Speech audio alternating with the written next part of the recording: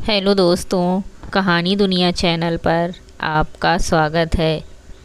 साहित्यिक कहानियों की कड़ी में आज मैं आपके लिए लेकर आई हूँ उर्मिला शुक्ल जी की लिखी कहानी अम्मा की डोली। डोली सजानी है मुझे, अम्मा की डोली, उन्हें विदा करना है। कैसे कर पाऊँगी मैं? जग की रीत तो ये है कि माँ अपनी बेटी की डोली सजाती है, विदा करती है उसे, उसके श्रृंगार का एक एक सामान जुटाती है। मगर आज मुझे अम्मा को ये विदा आसान नहीं है मेरे लिए, पर करना होगा। सोचती तनिया अम्मा का बक्सा खंगाल रही थी। वो ढूंढ रही थी वो चुनरी जिसे उड़ाकर माँ की विदाई करनी थी। उसके हाथ बक्सा खंगाल रहे थे, मगर मन तो संभाले नहीं संभल रहा था। चुनरी मिली तो करवा चौथ के कई दृश्य आँखों में तैर उठे। इसी चुनरी को ओढ़कर अर्घ दिया करती थी और आज इसे ही ओढ़कर सोचा और फफक उठी। आंखें भादों की ओरवनी सी चूने लगीं, मगर उसने मन को रोका। नहीं, अभी नहीं, अभी समय ही कहाँ है मेरे पास कि अभी कितना कुछ संजोना बाकी है। बप्पा भी तो नहीं आए अब तक, उनको खबर किए 12 घंटे से अधिक हो गए। अब तक तो आ जाना था। बप्पा का नंबर मिलाया तो मोबाइल पर कोई सुखबुक तक नहीं उभरी। उस इलाके में नेटवर्क भी तो कितना कुछ संजोना है अभी। साड़ी, ब्लाउज, टिकुली, सेंदूर और चूड़ी और बिछिया भी तो। बप्पा आ जाते तो, पर अब तो ये सब मुझे ही करना होगा, वो भी अभी कुछ ही घंटों में। तो क्या ऑनलाइन ख़रीदारी करूं? पर इतनी जल्दी तो ऑनलाइन से डिलीवरी संभव ही नहीं। फिर अम्मा की पसंद भी तो, उनकी पसंद तो एकदम ही अलग रही है, बिल्कुल अनूठी। चूड़ियाँ तो उन्हें लाल बुंदकी वाली ही पसंद हैं, और जम्फर, मरून मखमली जम्फर तो कितना पसंद है उन्हें। मगर कहाँ खरीद पाई। नून तेल लकड़ी के जाल में उलझी उनकी ये छोटी सी ख्वाहिश भी ख्वाहिश ही रह गई थी। मगर आज उनकी विदाई है। आज तो उनकी पसंद की हर चीज़ जुटानी है मुझे। आज वो सब करना है मुझे जो मेरी विदा पर उन्हें करना था। तो क्या दोनों विदाई एक जैसी हैं? सोचती तनिया के भीतर में एक ज्वार सा उठा। आंखें फिर बरसने लगीं, मगर उस ज्वार में डूबने उतराने का समय ही नहीं था उसके पास। बैठकर रोने के लिए भी फुर्सत चाहिए, और उसके पास फुर्सत बिल्कुल नहीं थी। सो अपने को समेटा और उठ खड़ी हुई। मगर बाज़ार कैसे जाऊं? अम्मा को यूं अकेली छोड़ना भी तो। सो वो सोच नहीं पा रही थी कि क्या करे, कैसे मैनेज करे सब। मगर करना तो होगा। आज अपना इकलौता होना बहुत खल रहा था उसे। कुछ ही देर में पंडित जी आ जाएंगे, सो अब और इंतज़ार करना उचित नहीं। सोचा, और सुनो सुखमनी, तुम आकर अम्मा के पास बैठो, मैं बाज़ार होकर आती हूँ। सुखमनी काम वाली है, उसे और घरों में भी जाना था। ऐसे बिन बताए नागा करेगी तो बाई लोग कितना कुड़कुड़ करेगा। ऐसा समय में संग देना तो पड़ता ना। सोचा और आकर अम्मा के पास बैठ गई। सबसे पहले कपड़ा बाज़ार जाना ठीक रहेगा। तनिया ने सोचा और बाज़ार की ओर चल पड़ी। उसे कोई बहुत ख़रीदारी तो करनी नहीं थी, बस एक साड़ी और जम्फर ही खरीदना था। सो एक दुकान में पहुंची। चुनरी प्रिंट की साड़ी, लाल रंग की, कहते हुए आंखें फिर बेकाबू हो उठीं और आवाज़ भर्रा गई। अब तक का सहेजा मन बिखरने को हो आया था। उसने आंसुओं को बलात् रोका भी, मगर कुछ ज़िद्दी बूंदें पलकों तक आ ही गईं, जिन्हें उसने जल्दी से पोंछ लिया। दीदी, क्या मंगवाऊँ? कॉफ़ी, चाय? उसके मन से अनभिज्ञ दुकानदार ने अपनी व्यापारिकता निभाई। नहीं, तनिया ने मना किया। अच्छा, कोल्ड ड्रिंक बुलवाता हूँ। जा रे, दीदी के लिए एक ठंडा लेके आ, उसने लड़के को आवाज़ दी। वो एक कुशल व्यापारी था, ग्राहक को खुश करने का तरीका जानता था। नहीं भैया, कुछ नहीं चाहिए, आप तो जल्दी से लाल चुनरी कहते कहते आंखें फिर छलक उठीं। अब कि उसने भी आंसू देख लिए थे, सो चुपचाप पानी का गिलास बढ़ा दिया। अब तनिया पानी के साथ अपने आंसू पीने की कोशिश कर रही थी, मगर नाकाम रही। सो डबडबाई नज़रों से अलमारी में चुन्नी तलाशने लगी। उसने देखा वहाँ सलमा सितारा वाली तमाम साड़ियाँ थीं, मगर चुन्नी प्रिंट नज़र नहीं आई। लड़के ने कई कई अलमारियाँ खंगालीं, कुछ साड़ियाँ निकाली भी। वो साड़ियाँ चुन्नी प्रिंट तो थीं, मगर वैसी नहीं जैसी अम्मा को पसंद थी। दीदी, आप ऊपर जाके देख लो, शायद। फिर वो एक दूसरे लड़के से मुखातिब हुआ, ये सोन जा दीदी को स्टोर में ले जा। तनिया उसके पीछे चल पड़ी। सकरी सी जगह में एकदम खड़ी सीढ़ियाँ। लड़का तो अभ्यस्त था, सो जल्दी से चढ़ गया, मगर वो दीवार के सहारे ले दे के ही पहुँच पाई। ऊपर साड़ियों का ढेर लगा था। वो देर तक उस ढेर को उलटता पलटता रहा, मगर वांछित साड़ी नहीं मिली। तो एक बंधे गट्ठर को खोला। एक साड़ी मिली, मगर वो पीले रंग की थी, पर उसे तो लाल ही चाहिए थी। आज वो कोई समझौता नहीं चाहती थी। सो उठ गई। लड़के को राहत सी हुई, मगर मालिक निराश हुआ। वो ग्राहक को खाली लौटाना नहीं चाहता था। सो उसने एक और कोशिश की, सोन जा दीदी को पीछे वाले गोडाउन में ले जा। नहीं, रहने दीजिए, मुझे देर हो रही है। अच्छा दीदी, फिर आना। कहते हुए वो कुछ निराश सा दिखा। तनिया ने दूसरी दुकान का रुख किया, मगर वहाँ भी निराशा ही हुई। फिर और कई दुकानें देखीं, पर वांछित साड़ी नहीं मिली। तो क्या आज भी उनकी इच्छा पूरी नहीं होगी? सोचती हुई वो बाजार की पीछे वाली गली में जा पहुँची। उस गली में छोटी छोटी दुकानें थीं।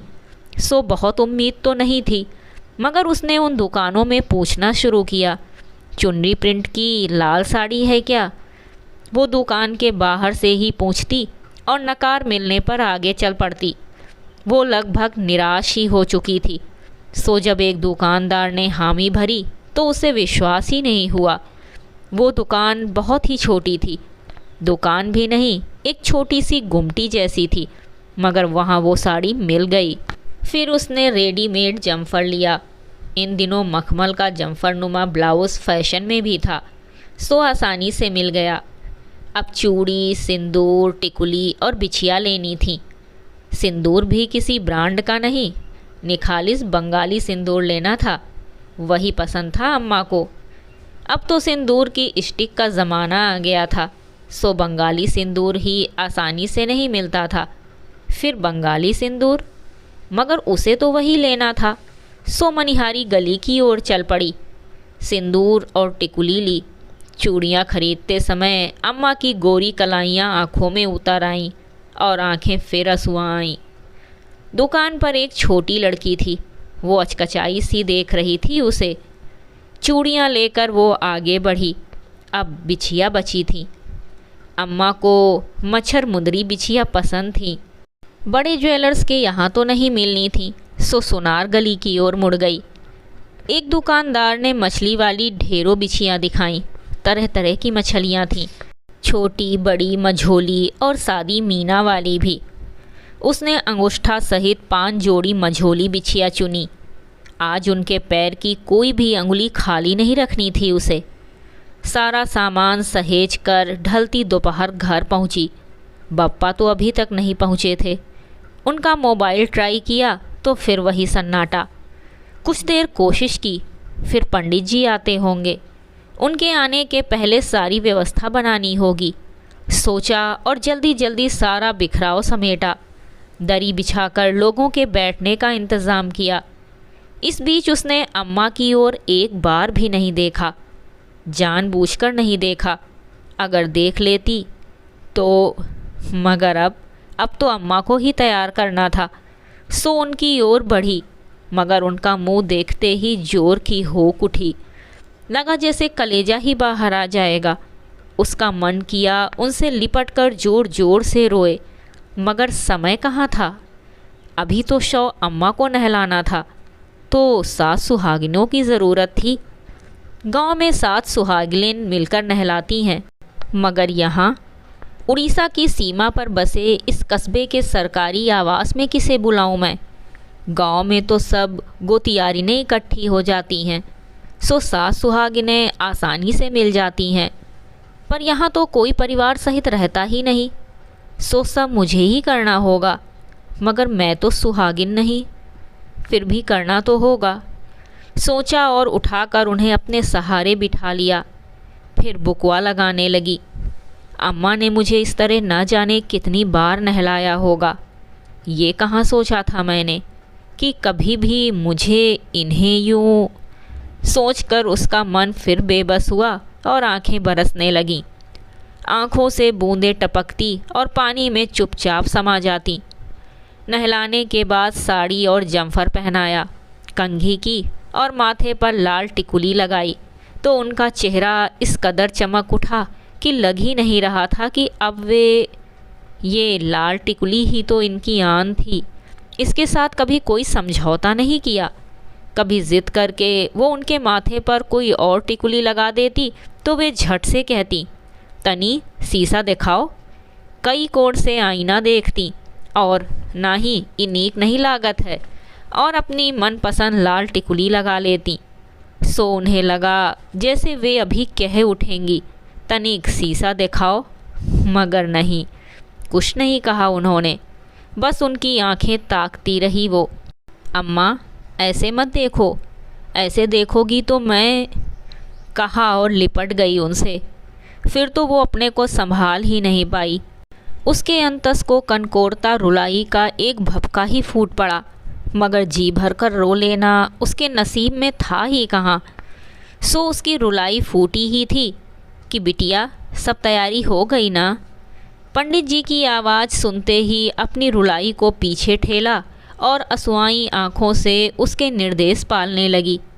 काला तिल, आटा, दूध, गंगा जल, कुश और भी जो कुछ उन्होंने मांगा उन्हें देती रही। अब तक उसके ऑफिसर और कुछ और लोग भी आ गए थे। उनके साथ कुछ बड़ी बूढ़ी स्त्रियां भी थीं। सो पंडित जी के निर्देशों में उनकी सलाहें भी शामिल हो गईं। वो यंत्रवत सबका कहा किए जा रही थी। तभी पंडित जी ने कहा, बिटिया तुम्हारे बाबूजी कहाँ हैं?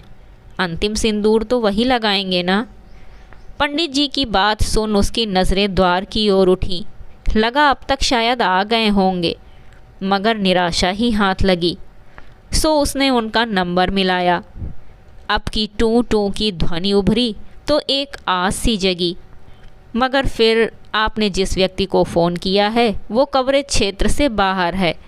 दुख और निराशा के इस समय में मोबाइल में फीड ये संदेश उसे अच्छा नहीं लगा। सो उसने बीच में ही फ़ोन काट दिया और पंडित जी से मुखातिब हुई, थोड़ा और इंतज़ार कर लेते हैं।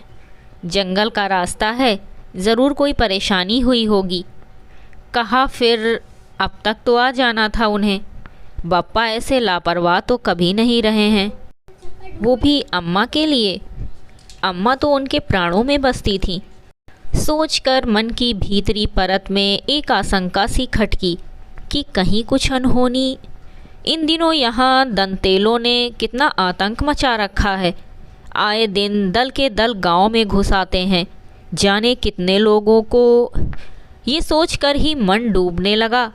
तो नहीं, ऐसा कुछ नहीं होगा, सोचा और उस आशंका को पीछे ठेल दिया और फिर से नंबर डायल किया। मगर फिर वही टू टू की आवाज़ उभरी और फिर आपने जिस उसका मन हुआ कि बोलने वाली को घसीटकर मोबाइल से बाहर फेंक दे या फिर बुक्का फाड़कर रो पड़े, मगर दोनों में से कुछ भी नहीं कर पाई और बार बार नंबर मिलाती रही। बिटिया बहुत देर हो रही है, दिन बूढ़ने से पहले ही। पंडित जी ने चिंता जताई। क्या हुआ, फ़ोन नहीं उठा रहे क्या? एक आंटी ने पूछा तो तनिया से कुछ बोला ही नहीं गया। सो वो चुप रही और उसकी चुप्पी से और बातें निकल पड़ी। लगता है घरवाली से बिछड़ने का गहरा सदमा लगा है उनको। तभी तो दूसरी ने कहा, हाँ बहन जी, हमारे जेठ तो जिठानी का जाना बर्दाश्त ही नहीं कर पाए और वो भी सिधार गए। ये सिधारने वाली बात भाले की नोक सी सीधे उसके मन में जा धंसी। उसका मन हुआ उनसे कह दे, प्लीज़ ऐसी बातें ना करें, मगर कह नहीं पाई। तो उनके बीच ऐसे तमाम किस्से चल पड़े। उन किस्सों ने उसको इस कदर व्याकुल कर दिया कि वहाँ बैठ पाना ही मुश्किल हो गया। सो उठकर बाहर चली गई और देर तक गली के मोड़ को निहारती रही। जाने कितने लोग आ जा रहे थे, मगर उसे जिनका इंतज़ार था उनका कोई पता ना था। बिटिया, अब और इंतज़ार नहीं कर सकते, दिन रहते ही दाह कर्म निपटाना होगा, पंडित जी ने कहा। उसने एक बार फिर फ़ोन लगाया। अब की कोई आवाज़ ही नहीं आई। उसका मन लरज उठा। फिर तो उसने लगातार कई बार फ़ोन लगाया, मगर वही सन्नाटा। अब यहाँ इस गाँव नुमा कस्बे में ऐसी कोई व्यवस्था भी नहीं कि कल तक रोका जा सके। तो बिटिया, अब तो सब तुम्हें ही करना होगा। तुम ही अंतिम सिंदूर लगाकर विदा करो अपनी माँ को। उसने पंडित जी को देखा। ये कहते हुए उनका चेहरा बिल्कुल सपाट था। उनके लिए सिंदूर लगाना एक क्रिया थी जिसे इस आपातकाल में उसके हाथों संपन्न होना था। पर उसके लिए ये मात्र क्रिया नहीं थी, ये अंतिम सिंदूर ही तो अम्मा का जीवन लक्ष्य था। उनकी एकमात्र चाह थी कि वे पति के हाथों अंतिम सिंदूर पाएं और सुहागन विदा हों। ना हम चाही राजा महल दु महला, ना हम चाही 9 लख हार जी, हमका तो चाही राजा मांग भर सिंदूरवा, चाही तो बस अहिवात जी, हमका न चाही राजा घोड़ा उ गाड़ी, चाही न कौनो सौगात जी, हमका तो चाही राजा छुटकी सी डोलिया, औ हम चाही तुमका कहार जी। इस गीत को गाते हुए उनके मन में एक स्वप्न सा पलता। वे बप्पा से अक्सर कहती, तुम देखना, मैं तो तुम्हारे कांधे पर चढ़कर ही जाऊंगी। और आज वही कांधा। सोचा, फिर सिंदूर की डिबिया उठाई, मगर अम्मा की मांग में लगाने से पहले एक बार फिर दरवाजे की ओर देखा कि शायद। फिर कांपते हाथों से खाली मांग पूरने लगी तो अब तक बरबस रोकी रुलाई फूट पड़ी और वो हिलक हिलक कर रोने लगी। अभी वो जी भर रो भी नहीं पाई थी कि बिटिया जल्दी करो, समय बीता जा रहा है। पंडित जी ने चिताया तो फिर देह उनके निर्देश पालने लगी, मगर मन, बिटिया माँ की पलकें बंद कर दो, खुली आँखों से संसार का मोह राह रोकेगा और मोक्ष में बाधा आएगी। पंडित जी ने कहा। मोक्ष वोक्ष में उसका विश्वास नहीं था, मगर अम्मा को था।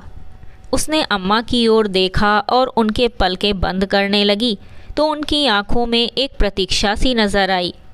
आंखों की कोर भी कुछ गीली सी लगी। ये उसके ही आंसू थे जो अम्मा की पलकों पर चू पड़े थे, मगर क्षण भर को उसे लगा जैसे अम्मा के ही आंसू हों और वो अम्मा कहकर उनसे फिर लिपट पड़ी। अब की उसका रोदन इतना करुण था कि वहाँ बैठी महिलाएं भी सिसकने लगीं। बिटिया संभालो अपने को, मन कड़ा करके माँ को विदा करो। एक आंटी ने उसे अम्मा से अलगाया तो वो उन्हीं से लिपट गई और गुहार पार कर रोने लगी।